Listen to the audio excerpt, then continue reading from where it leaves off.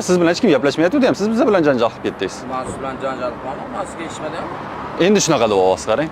O'sha xuddi aytgan gapim, prosta kamerani o'chiring, nima bo'lgandan keyin kirasiz dedim.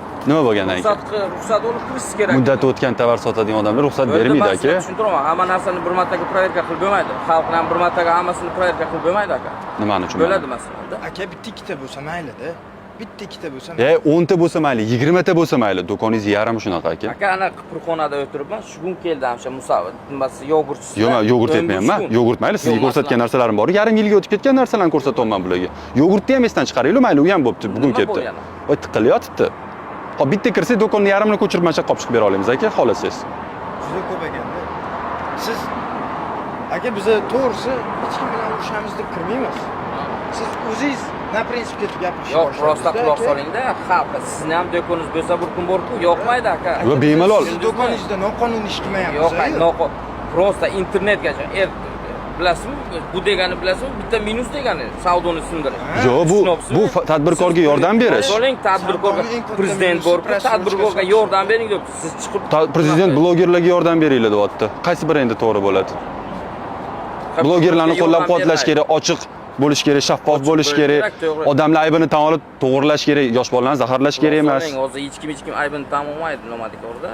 Bu degani men tan olmayman deganmi, deganimi? Yo'q, men sizni masalan urib chiqarganim yo'q. Men sizdan prosta so'rayman.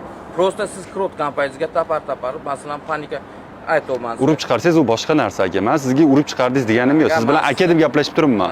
Olam akadem siz men sizdan kattadirman. Yo'q, men yoshingizni hurmatini qilmayapman. Shunchaki inson sifatida hurmat qilib aka deb gaplashmayapman. Chunki ana nima desa bo'ladi? Terdingizmi? Tamam, ayting, olib qo'ying. Tamam, biz olib. O'shani aytmoqchi edim, siz meni chaqirdingiz-ku. Yo'q, men o'sha temadalar, narsalarga tema. Tema? Ha, o'sha tema. Bu yoqqa kamerani o'chir, tema narsalarga. U yoq bu yoqda-da, keyin sizga ruxsat oling dedi. Aka, qonun ruxsat berib qo'ydi-ku, siz nega sizdan ruxsat? Bu sizning uyingiz emas, любой klient sujudga taqallatib kirasizmi? Siz do'konga kirayotgan taqallatib kirasizmi? Kimdir bormidi? Assalomu alaykum qilib kirasizmi? Assalomu alaykum. Biz majburmiz, assalomu alaykum deb kirishga sizga. Aka, qarang, ayb qilish ayb emas-da, aybdan olmaslik aybda aka.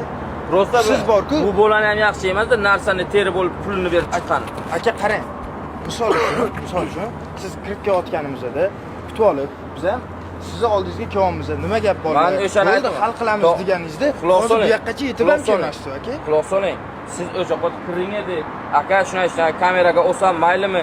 Kirib proverka qilsam, men mayli derdim. Shuni siz o'zingiz aytasiz, xo'jayin ruxsat berish kerak desa, siz o'zingiz aytdingiz, men ruxsat bermayman deb. Dalil ko'rsating aka, do'konga kirganda video snimat qilsa, razрешение ham. Quloq soling, u zamonni klient